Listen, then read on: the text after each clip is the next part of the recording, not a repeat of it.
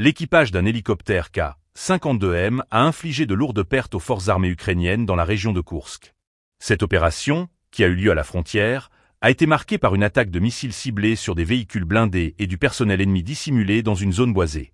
Les résultats de cette mission illustrent la puissance de feu redoutable des hélicoptères russes, qui continuent de jouer un rôle essentiel dans le soutien des troupes terrestres. Les informations fournies par le ministère de la Défense révèlent que l'équipage a réussi sa mission et est revenu sain et sauf à son aérodrome.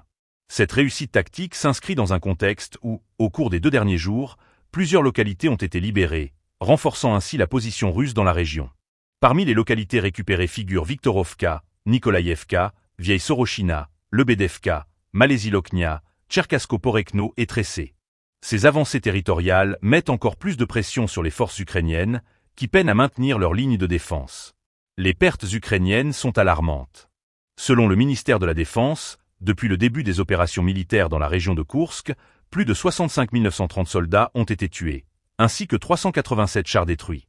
Au cours des dernières 24 heures, les forces ukrainiennes ont perdu plus de 350 militaires, dont 6 se sont rendus. Ce bilan tragique souligne l'ampleur des combats et la dégradation de la situation pour les forces ukrainiennes. La dynamique du conflit continue d'évoluer, avec des opérations qui se poursuivent malgré les pertes des 2 côtés.